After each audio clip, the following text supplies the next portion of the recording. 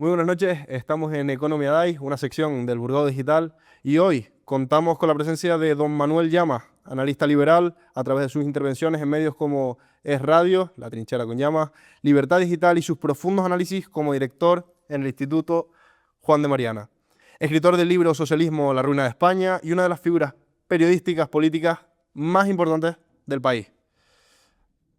Tanto es así que será ponente en el evento más importante de economía, que es el Madrid Economic Forum, este 14 de marzo. Manuel, un placer tenerte por aquí. El placer es mío de estar con vosotros. Muchísimas gracias por la invitación. Nada, a usted por aceptarla. Bien, como forma de empezar, lo habíamos hablado antes fuera de cámara, vamos a hacer unas preguntas al estilo ping-pong, si me Vale, parece. respuesta rápida. Respuesta rápida, efectivamente, a disparar.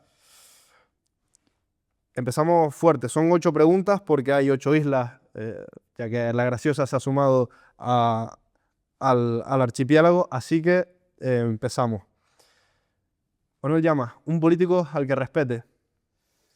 Un político al que respete. Pues yo creo que ahora mismo podría dar uno nacional y otro internacional. Quiero los dos.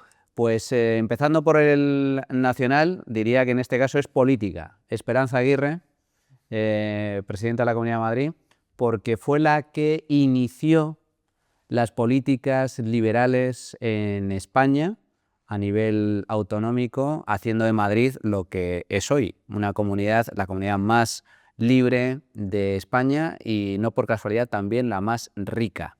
Apostó por rebajar de impuestos, políticas liberales, así que marcó el camino a sus sucesoras, como en la actualidad Isabel Díaz Ayuso. Y a nivel internacional me quedaría con el antipolítico, que ha marcado un punto de inflexión, sin ningún género de dudas, a nivel mundial en la actualidad, y que se llama Javier Milei, presidente de Argentina.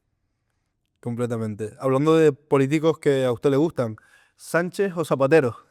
Me lo pones complicado. Yo diría, si me preguntas quién es peor, Claro, es bien. si me preguntas quién es peor, yo creo que todo empezó con Zapatero.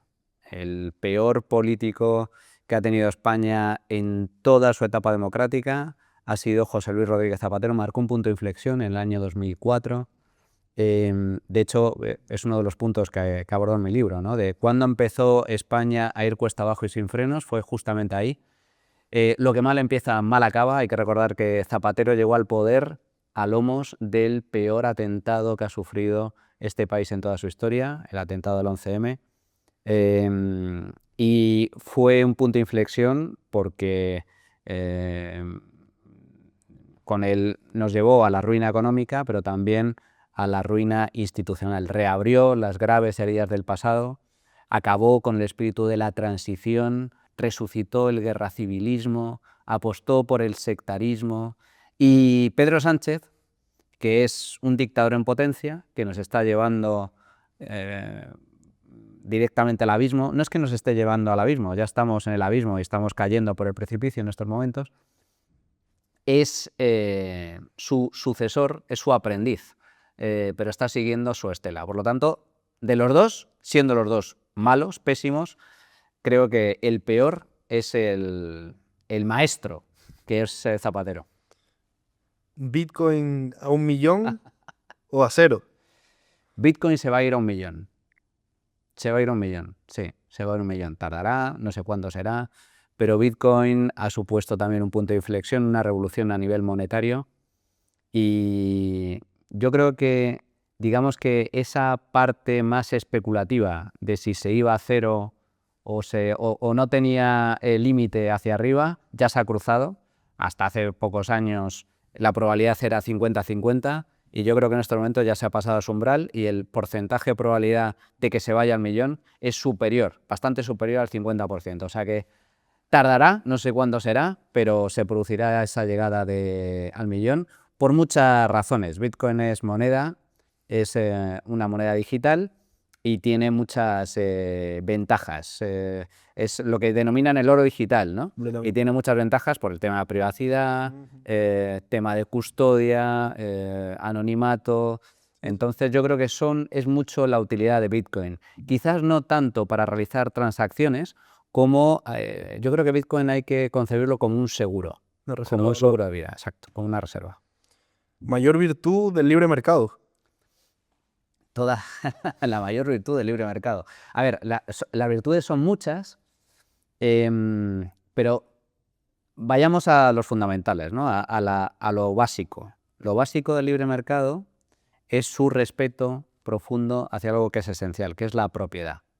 Sin propiedad no hay nada. Completamente. Esta es la clave. Por lo tanto, para empezar, hay que tener en cuenta que la propiedad privada es un derecho inalienable del individuo, es un derecho natural, que no nos tiene que conceder por obra o por gracia divina un político, sino que es algo que es innato al ser humano. ¿Por qué? Porque para empezar, somos propietarios de nuestro cuerpo, somos propietarios de nosotros mismos. Si no fuésemos propietarios de nosotros mismos, seríamos esclavos. Y en segundo lugar, también somos propietarios de nuestras ideas, de nuestro pensamiento, y de ahí deriva todo. Si somos propietarios de nuestras ideas, de lo que pensamos, y somos propietarios de nuestro cuerpo, ¿eso qué significa? Que el fruto de nuestro trabajo y de nuestras ideas, de nuestro talento, de nuestro pensamiento, también es propiedad nuestra. Por lo tanto, de ahí parte todo. El libre mercado respeta la propiedad privada, se sustenta sobre la propiedad privada. Y la propiedad privada no solo garantiza la libertad de los individuos, sino que garantiza la prosperidad de los mismos. Es la clave de todo. Respuesta sublime. ¿Son los impuestos un robo? Son un robo y por eso se llaman impuestos. No se llaman voluntarios, se llaman impuestos. Es decir, el Estado dice o pagas o pagas. Esto es como en la famosa serie de Pablo Escobar, de Narcos, ¿no? Narcos. Plata o plomo. Bueno, pues en este caso, o me das el dinero o vas a la cárcel. Completamente. Por lo tanto, es un robo institucional que no se sustenta sobre ningún contrato social. A mí no me han hecho firmar un contrato como contribuyente, ni mucho menos, sino que estamos obligados a pagarlo. Así que el que diga lo contrario miente. Los impuestos son un robo, claro que sí. El mayor robo en la actualidad al que nos vemos sometidos. El Estado en este caso funciona bastante peor que la mafia siciliana. La mafia siciliana te garantiza, te ofrece seguridad, una seguridad falsa, porque en realidad te dice o me pagas o te quemo en la tienda, pero te dice, no, conmigo vas a estar tranquilo, nadie te va a robar salvo yo. Pero, ¿por qué digo que la mafia es mejor que el Estado? Porque la mafia te roba el 10, el 15%. Los estados actuales, en el caso del español, te roban el 50% de lo que ganas. Y no solo a los más ricos, ni mucho menos, a todos los españoles. Cualquier español que trabaje se lleva el Estado la mitad de lo que gana. O sea que es el mayor ladrón de España. Manuel, con esto te voy a poner un compromiso. ¿Jesús Huerta de Soto o Juan Ramón Rayo? Pues me pones en un compromiso, efectivamente. Los dos me parecen dos genios en múltiples sentidos. De hecho, tengo el inmenso honor de conocerlos, el profesor Huerta me dio clase, con Juan Ramón aprendo cada día. Los dos, además, han sido premiados por el Instituto Juan de Mariana. Me pones en una tesitura. Yo creo que los dos son auténticos genios, evidentemente, pero si me obligas a decantarme por uno de ellos, yo creo que todos hemos aprendido del gran maestro profesor Huerta de Soto, empezando por el propio Juan Ramón. Otra cosa diferente es que, una vez más, el refranero popular que es muy sabio, se cumpla en esta ocasión, que seguramente se cumplirá, que es que el pupilo supere al maestro. Y estoy convencido de que Juan Ramón va precisamente por esa línea. Pero el maestro Huerta es un maestro del que hemos aprendido todos, también Juan Ramón Rayo, claro. Completamente. Manuel, ¿qué personaje te gustaría entrevistar? A ver, me voy a decantar por un político actual que además está de plena actualidad y que creo que va a tener un papel muy relevante a corto, medio y largo plazo en el escenario mundial, en la política internacional y también en el futuro de todo un continente. Y es Marco Rubio, secretario de Estado de Estados Unidos, que es el que está llevando a cabo la política de la administración Trump en Hispanoamérica, es el que se está encargando de negociar la liberación del pueblo venezolano. Ha sido encargado Trump lo ha nombrado prácticamente virrey o gobernador de Venezuela, y creo que es el que también está destinado a liberar al pueblo cubano. Así que yo creo que puede marcar un punto de inflexión en el futuro de todo un continente, como es, además nuestros primos hermanos, nuestros hermanos hispanoamericanos que han estado sometidos a la bota del comunismo, el bolivarianismo, el socialismo en general durante décadas, llevándolos a la más absoluta ruina. Y se abre un escenario muy interesante. Me gustaría entrevistarlo porque creo que está llamado a tener un papel muy relevante para las ideas de la libertad, muy relevante para la libertad de estos pueblos y muy relevante incluso en el futuro de Estados Unidos. Yo no descarto que Marco Rubio llegue a la Casa Blanca, sea el próximo presidente de Estados Unidos.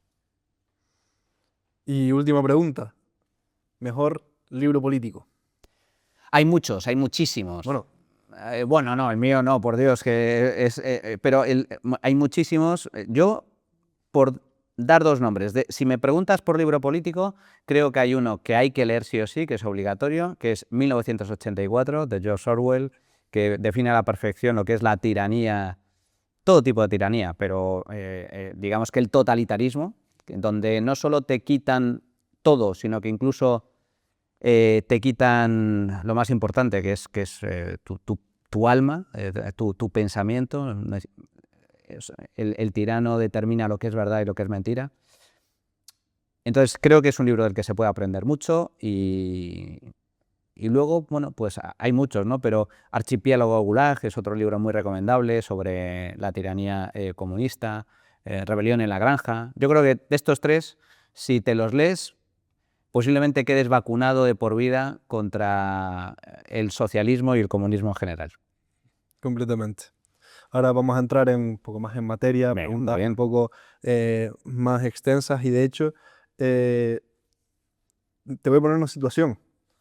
Manuel, si mañana fueses ministro de Economía, ¿cuál sería la primera ley que propondrías o en su defecto que derogarías? Vale, pues en este caso yo apostaría por un decreto ómnibus de derogación al estilo de lo que ha hecho Javier Milei con su ministro de Desregulación, en donde se incluyan todas las normas a derogar o a modificar de una tacada. Entonces sería un decreto ómnibus para derogar, prácticamente borrar de un plumazo, poner un punto y aparte a años de intervencionismo a nivel político y especialmente a nivel económico y fiscal, con el cual barrer directamente los últimos años de Pedro Sánchez e incluso también de Mariano Rajoy, porque Mariano Rajoy aplicó políticas tan socialistas como las de Zapatero, incluso peor. Yo creo que hay que empezar a hablar no de una sola ley, sino de una terapia de choque. España necesita terapia de choque, y terapia de choque no basta con hacer una pequeña modificación puntual en una ley o en una norma, sino en derogar muchas normas, muchas leyes que se han aprobado en los últimos años a nivel ideológico, que afectan directamente a la empresa, que afectan a los autónomos, que afectan a los trabajadores, a nivel fiscal y a nivel normativo, especialmente a nivel normativo y regulatorio. España se ha convertido no solo en un infierno fiscal, sino también en un infierno regulatorio, donde la libertad económica brilla por su ausencia. Por lo tanto, decreto ómnibus para derogar pues el más del 90% de las leyes y normas que se han aprobado en los últimos 10-12 años. Perfecto. Manuel, como periodista te tengo que preguntar, ¿por qué el liberalismo tiene tan mala prensa? Bueno, el liberalismo tiene mala prensa porque es... a ver, hay muchos motivos. Hay muchos motivos, para empezar porque tiene enemigos, numerosos enemigos y enemigos además poderosos. Y porque luego es una mercancía o es un producto hasta cierto punto difícil de vender. Hay que saber venderlo y se requiere mucho talento para venderlo, porque digamos que, a ver, hay algo que es innato en la naturaleza humana. El ser humano tiende a buscar seguridad, porque estamos en un mundo de incertidumbre, no hay nada garantizado. Entonces, en esa búsqueda de seguridad, digamos que el mensaje fácil de venta es el de, desde el poder, desde el Estado, tranquilo, yo te protejo.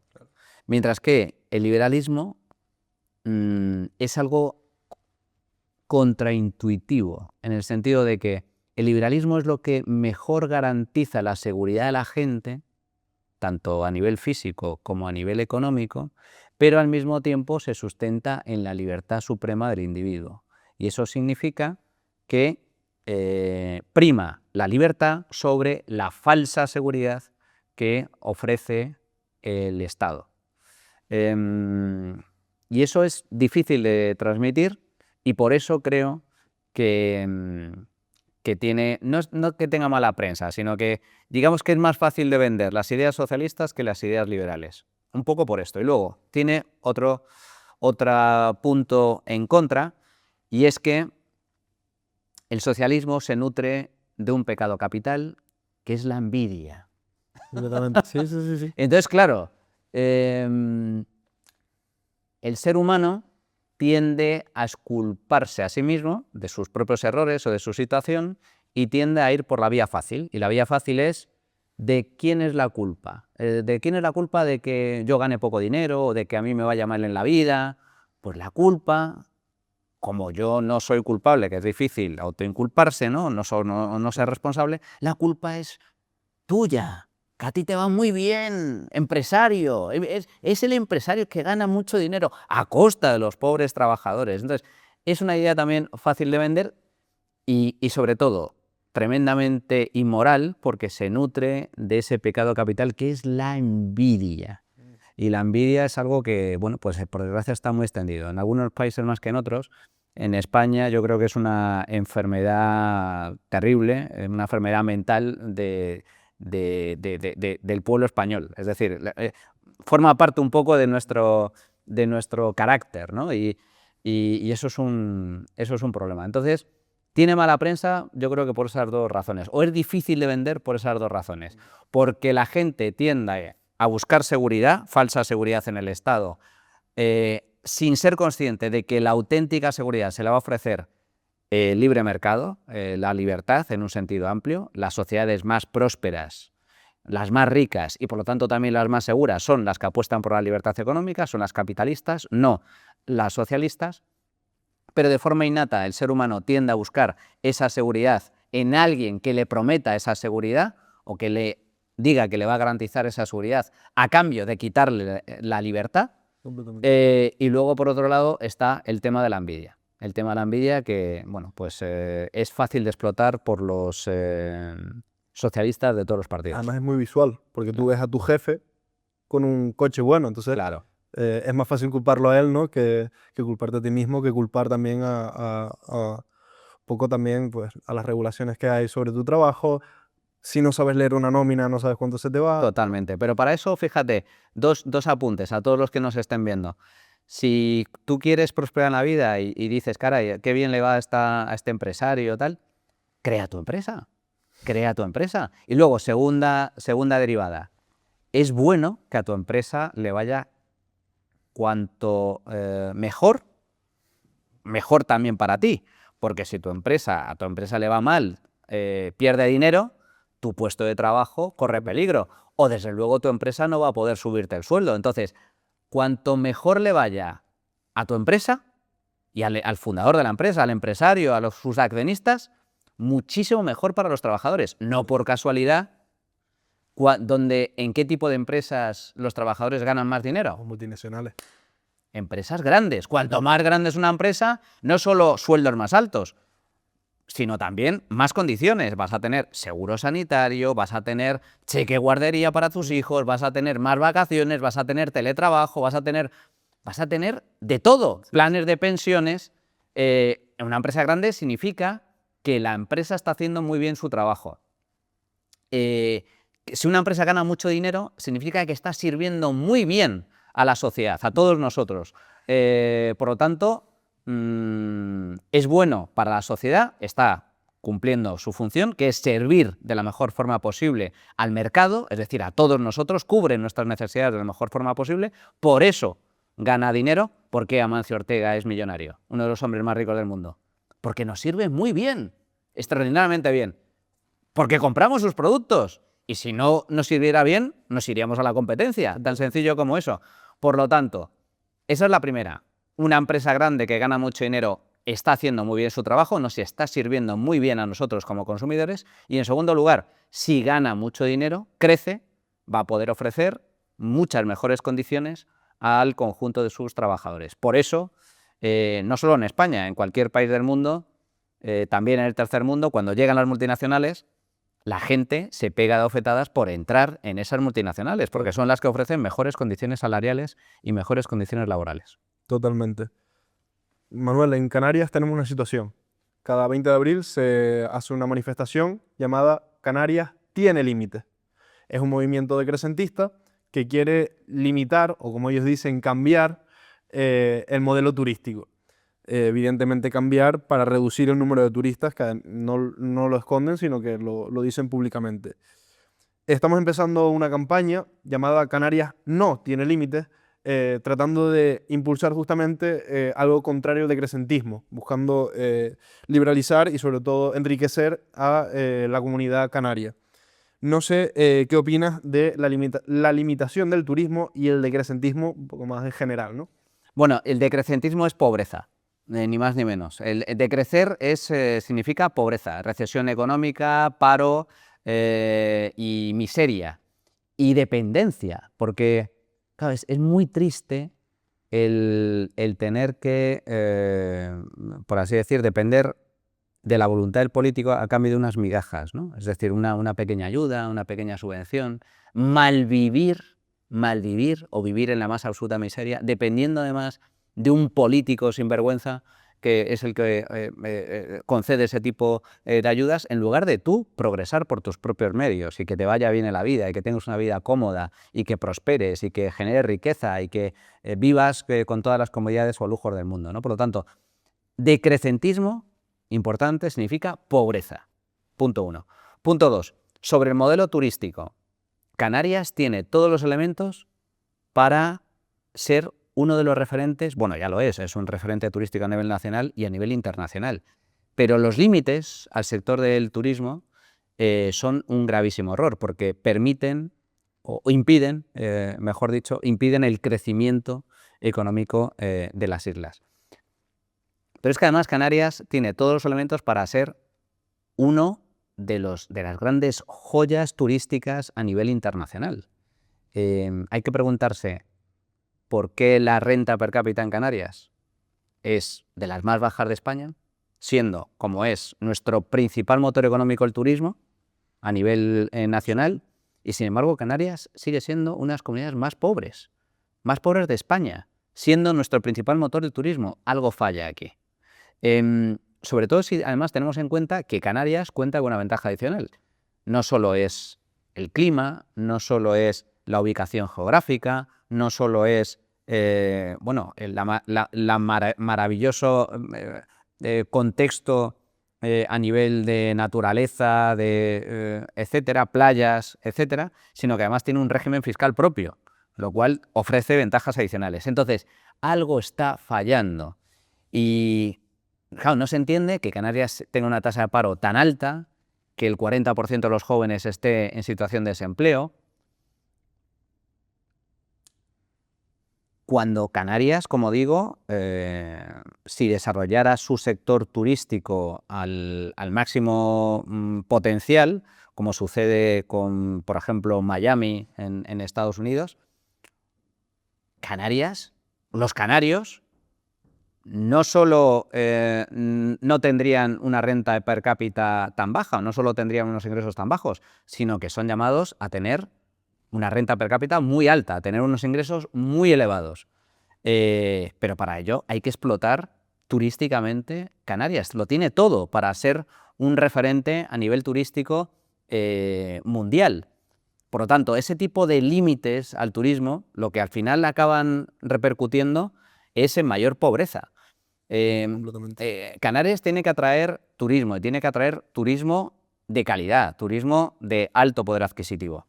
Y no tiene sentido que pudiendo crecer urbanísticamente, pudiendo crecer hoteleramente, pudiendo explotar recursos como el alquiler turístico, que otorgaría recursos adicionales a todos los canarios que tengan una vivienda, o a todos aquellos canarios que teniendo un suelo, al que a lo mejor únicamente le permiten utilizar para agricultura o para plataneras, no lo dedique para poder construir viviendas, para poder construir hoteles.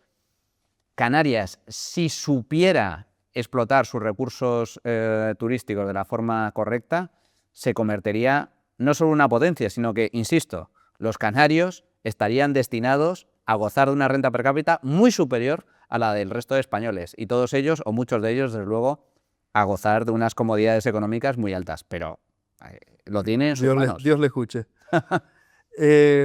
Canarias tiene dos problemas. Uno ya lo hemos tocado, que es el tema del turismo, pero es que hay otro que es parece un elefante rosa en la habitación, todos lo vemos, nadie hablamos, y es que somos la ruta de inmigración ilegal, no sé si más grande de España, pero sí de las más concurridas en nivel poblacional. Es decir, El Hierro, por ejemplo, tiene la isla del Hierro, Sí. la pequeña isla del Hierro, se llena en momentos del 33% de su población son inmigrantes ilegales.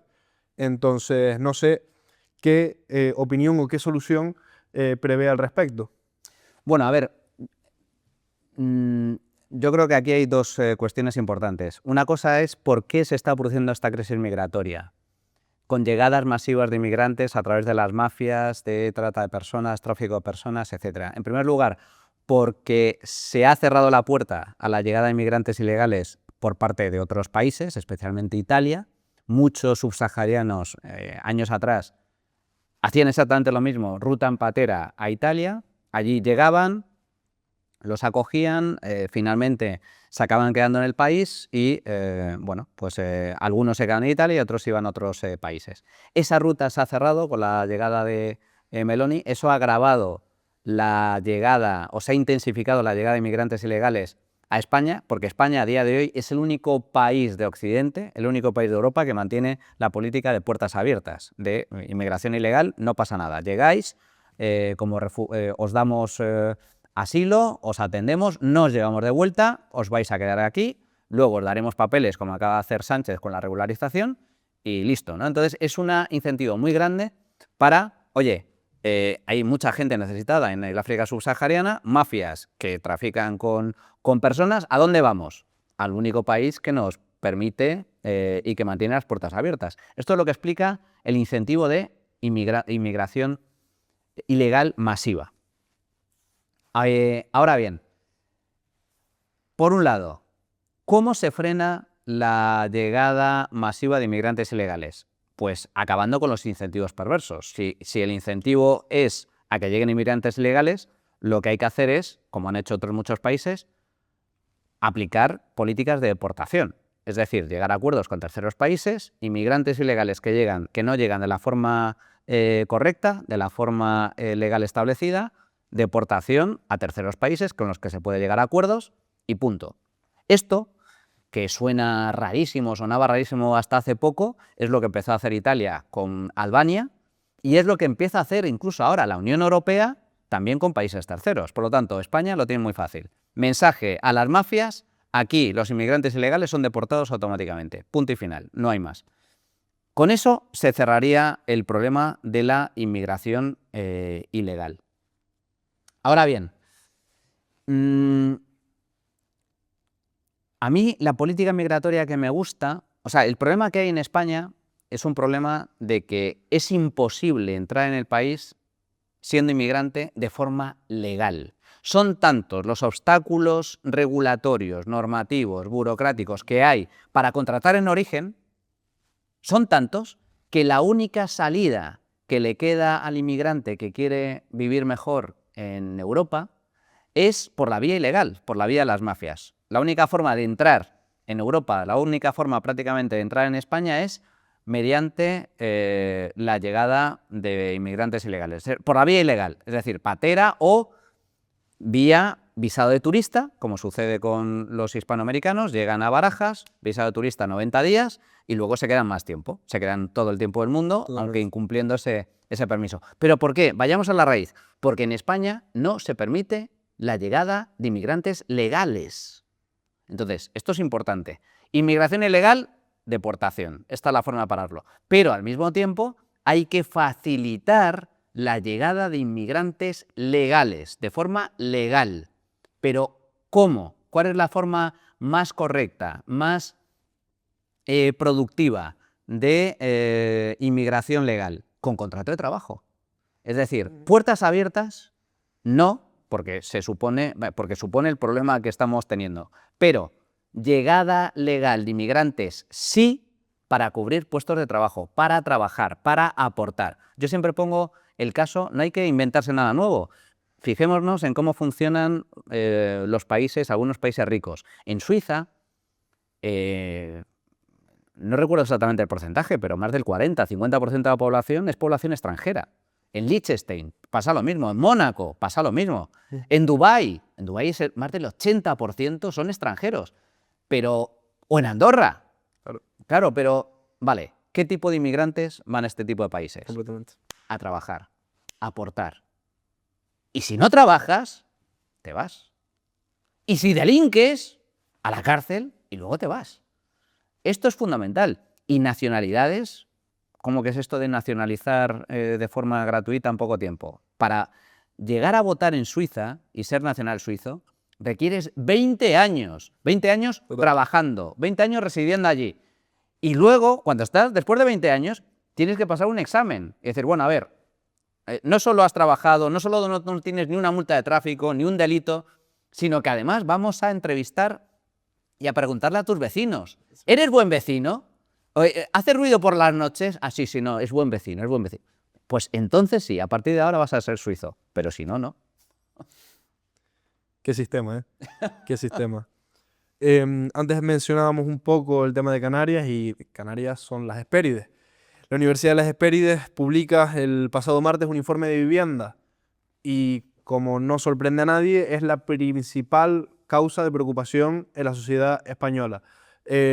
Yo, como recién salido o persona muy joven, es algo que sinceramente me preocupa muchísimo porque no veo una solución que se esté empezando a aplicar. Es decir, no veo que la cosa vaya a mejorar en 5 años. No. Veo que se va a agravar. Entonces, ¿cómo ves, Manuel? ¿Cuál crees que es la solución al problema que deberíamos de estar pidiendo ya? La gente no es consciente, o sea, ¿por qué la vivienda se ha convertido en un bien de lujo en España? Esto es muy importante entender el por qué. Pues por algo muy sencillo, por la ley de la oferta y la demanda. No hay oferta suficiente de vivienda para una demanda creciente. Por poner 2 datos encima de la mesa. La población española en la actualidad ronda los 50 millones de habitantes. En los últimos 7-8 años, la población española ha crecido en cerca de 3 millones de personas como consecuencia de la llegada de inmigrantes. En España se crean cada año 250.000 nuevos hogares, consecuencia de ese incremento de la población. Bien, sin embargo, solo se construyen 100.000 viviendas nuevas cada año. 250.000 hogares, demanda, frente a 100.000 pisos nuevos cada año. Oferta. Tenemos un problema de oferta y demanda. Si la oferta se mantiene estancada, ley básica de economía, se mantiene estancada o baja, y la demanda sube, ¿qué es lo que pasa? Los precios suben. Los precios suben, efectivamente, y pasa lo mismo con el alquiler. ¿Qué pasa con el mercado del alquiler? El mercado del alquiler, las viviendas en alquiler en España han caído un 30% en los últimos 5 años.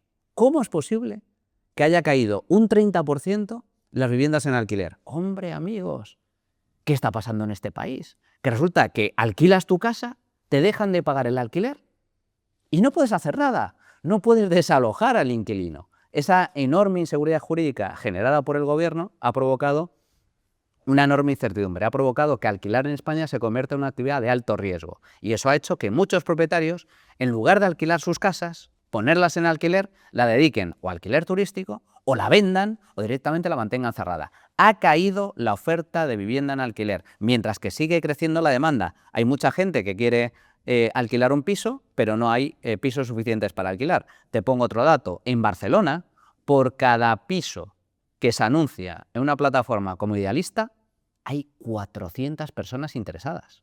400 personas. O sea, es más fácil sacarse la posición de registrador de la propiedad que poder alquilar la vivienda que quieres en Barcelona. Esto es tan triste como te lo estoy contando. Entonces, ¿por qué, una vez más, de forma artificial, generando este tipo de inseguridad jurídica, este ataque a la propiedad privada, el hecho de que no puedas recuperar lo que es tuyo en caso de que te impaguen el alquiler, ha hecho que descienda la oferta de vivienda en alquiler, mientras que aumenta la demanda? Por lo tanto, aumentan también los precios disparados en el mercado del alquiler. Bien, segunda derivada. Vayamos, esto es el por qué suben los precios. Ahora, ¿por qué no se construye más? Porque claro, otra ley básica de economía. Si hay una demanda insatisfecha y los precios están subiendo, si yo soy empresario, digo, caray, aquí los constructores se están forrando, ¿no? Se están forrando porque no han entrado más promotores, más constructores, y en lugar de 100.000 viviendas al año no se están construyendo 200, 300, 400, 500.000 viviendas al año, habiendo tanta demanda insatisfecha, precios altos, ¿es un gran negocio? Pues no, no es un gran negocio. Pero entonces, Manuel, ¿el mercado no se regula solo? No. ¿Qué está ¿Por pasando? qué no se está construyendo? Y aquí es donde entra este maravilloso informe de la Universidad de las Hespérides que explica esta paradoja. ¿Cómo es posible que, teniendo los precios tan altos como los tenemos, no se construye vivienda? ¿Por qué? Porque construir en España es un negocio ruinoso, no es rentable construir en España. ¿Cómo es posible? ¿Cómo no es rentable construir en España? Pues no, porque el precio de la vivienda sí ha subido mucho, pero ¿sabéis que ha subido también muchísimo, incluso más que el precio de la vivienda? Que en los últimos 5 años el precio de la vivienda en España ha subido un 40%, pues aún más han subido los costes de construcción. Entonces, si por mucho que yo venda una vivienda un 40% más cara que hace 5 años, si los costes para construir en lugar de un 40 me han subido un 50, el negocio no me sale, no es rentable, no me sale a cuenta.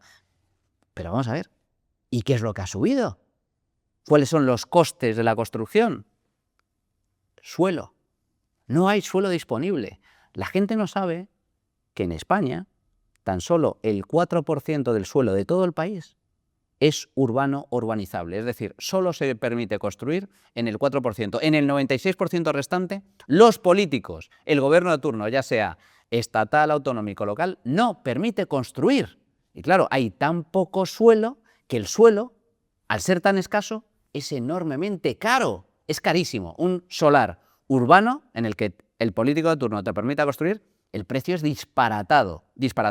Eso eleva mucho el coste de la construcción. Y luego hay otro tipo de costes, los costes regulatorios, el Código Técnico de Edificación, las normas de eficiencia energética, todo eso encarece la construcción de la vivienda.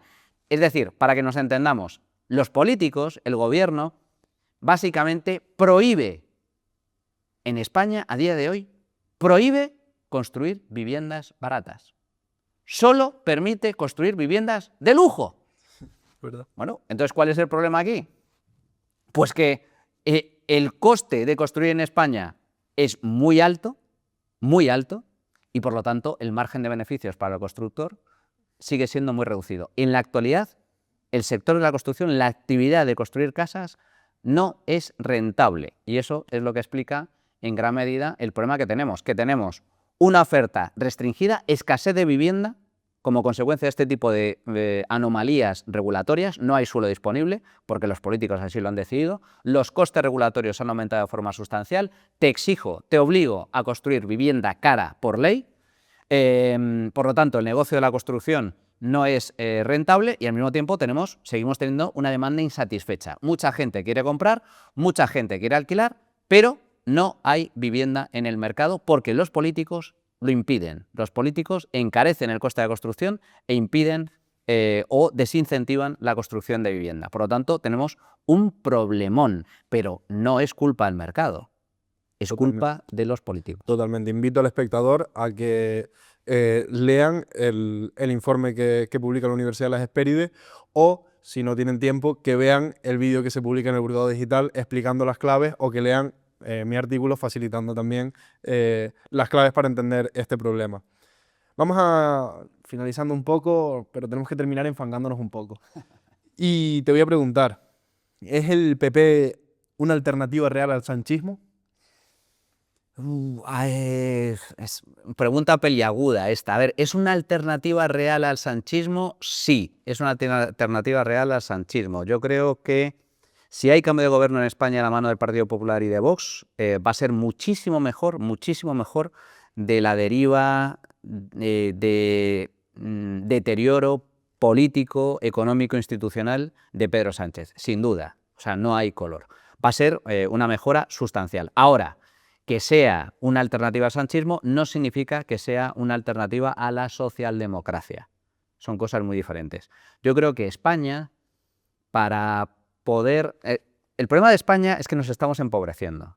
Totalmente. Nos estamos empobreciendo poco a poco. Estamos entrando en una deriva muy parecida a la que entró Argentina hace 80 años con el peronismo, de intervencionismo cada vez más intenso, de impuestos altos, de gasto público desbocado, y la única solución para salir de ese atolladero de declive económico constante, pero mantenido en el tiempo, y gradual, deterioro gradual, es con terapia de choque.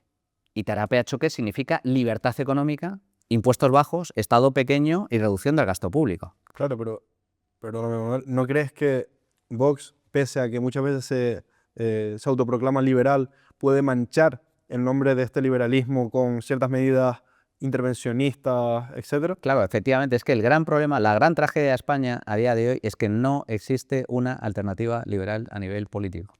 No la hay. Eso es lo que le pasó a Argentina durante décadas. En Argentina navegaban entre la izquierda, los partidos llamados de centro-derecha, pero que era izquierda a nivel económico exactamente igual, y la extrema izquierda, los peronistas. Peronistas moderados y peronistas radicales. Lo mismo sucedía en Venezuela antes de la llegada de Hugo Chávez. Eso mucha gente no lo sabe. Todos los partidos venezolanos eran socialistas, pero algunos eran socialistas y otros eran comunistas. Pero eran todos, vivían todos de lo mismo. En España, por desgracia, ya desde hace muchísimos años, yo diría que a nivel nacional, desde Aznar, que fue el último líder liberal conservador que ha existido en este país, los partidos, tanto PP como PSOE, han navegado entre la izquierda y la extrema izquierda. Mariano Rajoy es un gran ejemplo. Rajoy fue un horror. Rajoy continuó todas y cada una de las políticas iniciadas por Zapatero. Por lo tanto, no supuso, quitando alguna cosita, reforma laboral, reforma de pensiones, pero subieron 52 impuestos, ¿no? Subió los impuestos más que Zapatero. Por lo tanto, esa es la gran tragedia. La gran tragedia es que en España navegamos entre izquierda y extrema izquierda, entre socialdemocracia y socialismo populista, y si bien es cierto, y aquí incluyo también a Vox, que Vox en algunos ámbitos tiene ideas muy buenas y en otras no. Por ejemplo, el proteccionismo comercial, el intervencionismo también en diferentes ámbitos de la economía, habla de rebajar impuestos, pero no habla tanto de rebajar el gasto, y la clave es rebajar el gasto. Los gastos superfluos de política. Los gastos superfluos de política son peanuts, para que nos entendamos, son palomitas. Es decir, esto no se solventa con, no, vamos a eliminar asesores. No, amigo. Aquí el hueso son las pensiones públicas, y nadie habla de pensiones, ni siquiera Vox tampoco. Entonces, hay que reducir la estructura del Estado, y esto requiere reformas estructurales muy importantes, sustanciales. A día de hoy, a nivel nacional, no existe alternativa política liberal. Por lo tanto, esto es un problema.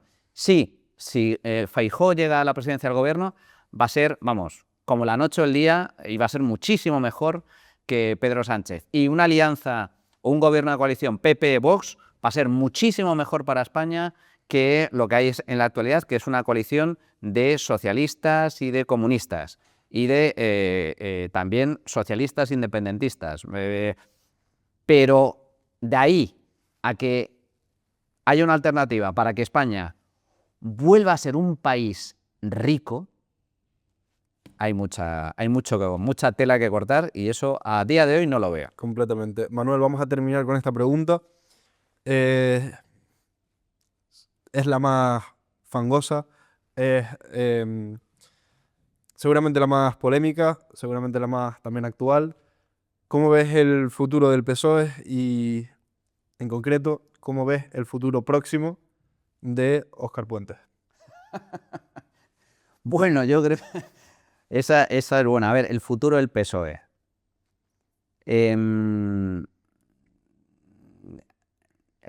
A nivel autonómico se está viendo, se está pegando un bofetón en las encuestas muy importante y también los resultados electorales. Toda cosa buena, toda cosa mala tiene su lado bueno.